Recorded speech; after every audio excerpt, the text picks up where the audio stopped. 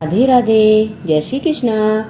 कार्तिक मास के कथा अध्याय 5 और 6। देवताओं को आश्वासन देकर भगवान ने मत्स्य का रूप धारण किया और विंध्याचल की पर्वत श्रेणियों में रहने वाले महर्षि कश्यप, जो सूर्य को अर्घ दे रहे थे, की अंजलि में जा गिरा।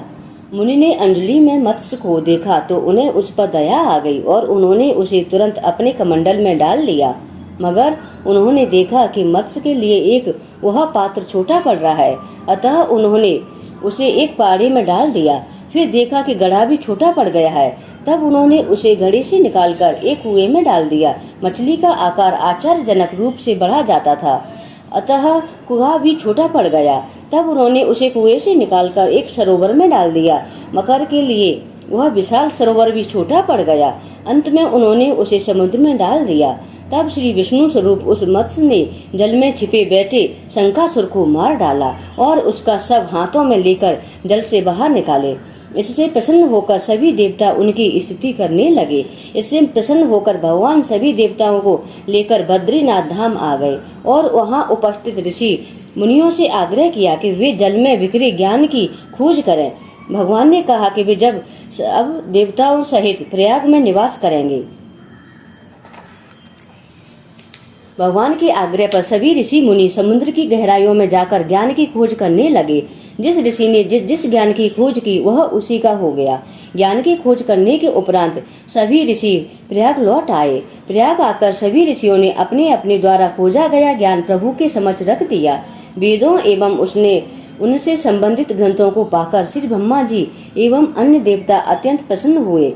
इस अवसर पर प्रयाग में एक अश्वमेघ यज्ञ हुआ। यज्ञ की समाप्ति पर सभी देवताओं ने भगवान से प्रार्थना की कि हे प्रभु, इस क्षेत्र को ब्रह्म क्षेत्र नाम दिया जाए तथा यह क्षेत्र सभी प्रकार के पापों का नाश करने वाला हो।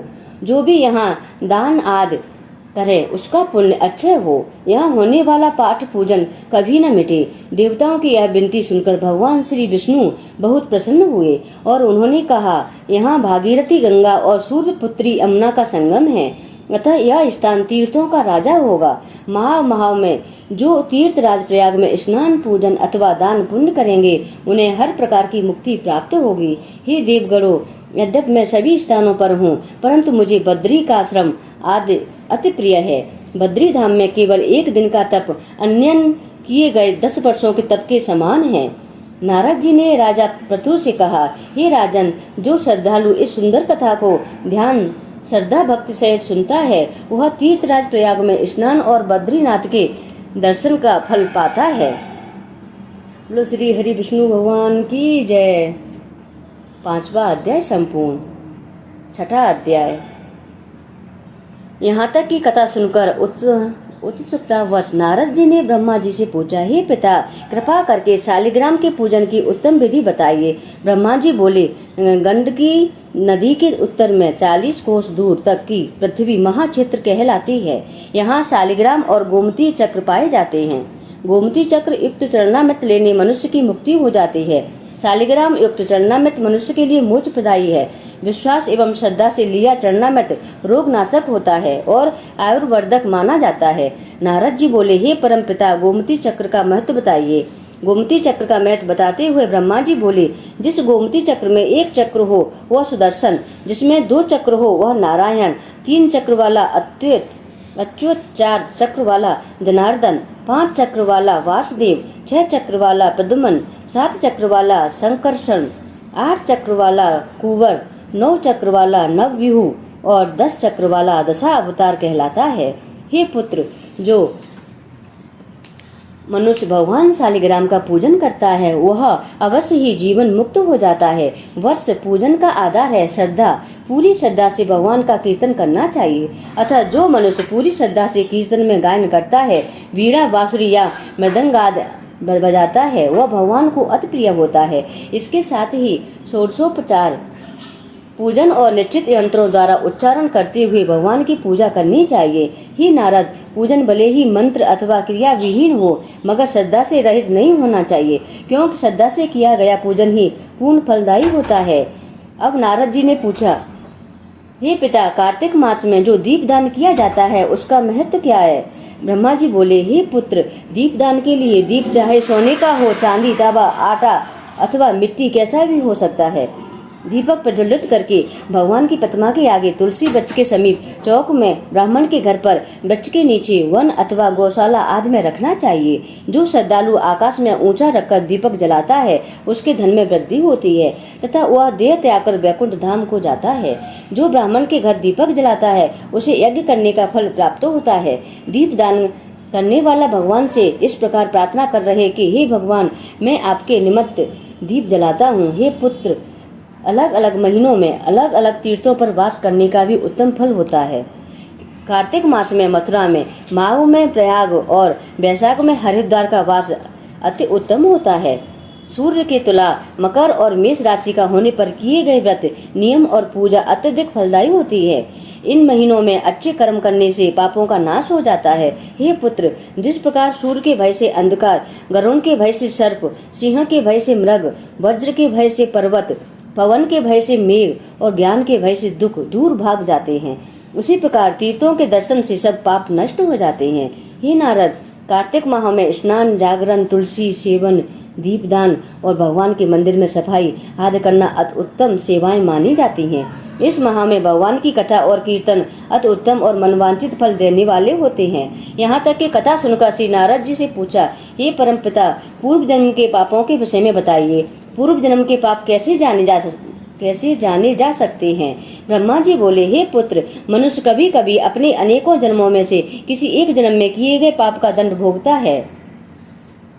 मनुष्य योनि भोग योनि कही गई है। अतः यह जानना कठिन है कि मनुष्य कब किस जन्म में किए गए पाप का दंड भोगता है और किस रूप में भोगता है। परंतु शारीरिक कष्ट, अपयश, कलंक, धनहीन, पुत्र सत आदि सभी पूर्व जन्मों के पापों के फल हैं। हे नारद, भगवान का नाम स्मरण, सेवा, दान और कच्छार्थ व्रत से मनुष्य अपने पापों से मुक्त होता है।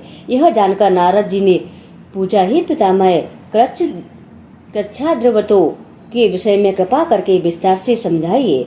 इसको स्पष्ट करते हुए ब्रह्मा जी बोले, हे नारद, दिन में केवल एक समय भोजन करना पाद्रकृच्छ व्रत, 3 दिन सायंकाल और 3 दिन प्रातः काल भोजन करने से अतिकृच्छ व्रत होता है। सायंकाल 22 और प्रातः काल 26 अथवा 24 ग्रास भोजन करना भी अतिकृच्छ व्रत कहलाता है। 3 दिन भोजन करे और 3 दिन उपवास करे भी अतिकृच्छ व्रत कहलाता है। इसी प्रकार सायंकाल और प्रातः काल 1-1 ग्रास और 2 दिन बिना मांगा भोजन करे तथा अगले 2 दिन शुद्ध उपवास करने पर कच्छार्थ व्रत होता है। हे पुत्र, 21 दिनों तक केवल दूध अथवा जल पीकर रहने पर कच्छार्थ कृच्छ व्रत होता है। 12 दिनों तक उपवास करने को पुराक व्रत कहते हैं। 4 दिनों तक उपवास करना, तत्पश्चात सत्तू खाना अथवा छाछ पीना, उसके बाद ब्राह्मण को वस्त्र एवं दक्षिणा देना, इससे सोम कच्छ व्रत कहा गया है। हे पुत्र, इस प्रकार व्रत करने, ईश्वर की भक्ति करने तथा साधु संतों की सेवा करने से सब पापों का नाश हो जाता है। इसी प्रकार मनुष्य को तृप्त कृच्छ व्रत, जल कृच्छ व्रत और पितामह कृच्छ व्रत कहने के चाहिए। तप्त कृच्छ व्रत में तपा, गरम दूध, घी और जल 1-1 द्रव्य प्रतिदिन पिए और 1 दिन उपवास करना चाहिए। उपवास करके उस रात्रि को जल में स्थित रहे, जो इसे जल कृच्छ व्रत कहा जाता है। ऐसा करने से वैकुंठ की प्राप्ति होती है। पितामह कृच्छ व्रत करके दिन में भगवान कृष्ण का पूजन करना चाहिए। इससे साधक सभी लोकों में पवित्र होकर वैकुंठ को जाता है। कार्तिक शुदी छठ से 3 दिन केवल दूध पीकर नवमी से 3 दिन उपवास करने से वैकुंठ का वास मिलता है। 3 दिन तक अन्न खाएं, फिर 3 दिनों तक व्रत करने से पत्र पंचक व्रत होता है। हे पुत्र, जो मनुष्य एकम से पंचमी तक केवल दही सेवन करें तथा एकादशी व द्वादशी को भगवान विष्णु का पूजन अर्चन करे तो इसे यास्क कृच्छ व्रत कहते हैं। इसे करने से श्रद्धालु को श्वेत द्वीप का वास मिलता है। हे नारद, शुक्ल पक्ष की प्रतिपदा से प्रतिदिन अपने अन्न उपवास को तोड़ने के उपरांत भोजन की मात्रा को 1-1 ग्रास बढ़ाना और कृष्ण पक्ष में 1-1 ग्रास कर अमावस्या को निराहार रहना, चंद्रायण व्रत कहलाता है। एक गिलास में व्रती उतना ही ले जो सामान्य रूप से मुंह में अच्छी तरह आ जाए। हे पुत्र, आरंभ में जो गाय के चारों स्तनों का, फिर 7 दिन केवल ही 2 स्तनों का और फिर 6 दिन केवल 1 स्तन का दूध पीता है, उसके उपरांत 3 दिन केवल वायु पर जीवित रहता है, वह सोमपान व्रत कहलाता है। यह व्रत सभी पापों का नाश करने वाला है। हे महर्षि, जो मनुष्य कार्तिक मास में नियम पूर्वक कांजी, गेहूं अथवा चावल की दुग्ध घृत, दधी, जल और पंचगव्य का सेवन करता है, वह सप्तासक कच्छा व्रत कहलाता है। इस व्रत को करने वाला विष्णु लोक को अधिकारी हो जाता है।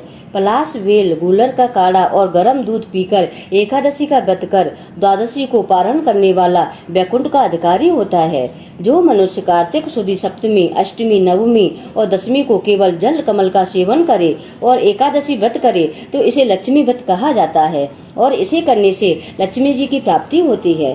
कार्तिक शुद्धि 14 को विधि पूर्वक व्रत तथा गौरी का पूजन करना चाहिए। व्रत के बाद गौघृत से हवन करना चाहिए। हवन वैदिक मंत्रों से किया जाता है। इस प्रकार व्रत की पूर्ति हवन द्वारा करने से श्रद्धा बढ़ती है। ईश्वर भगवान विष्णु के प्रति आस्था दृढ़ एवं स्थिर होती है।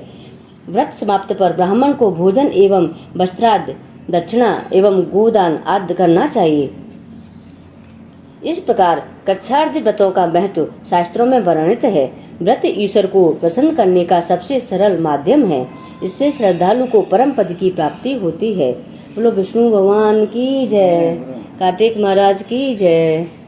राधे राधे।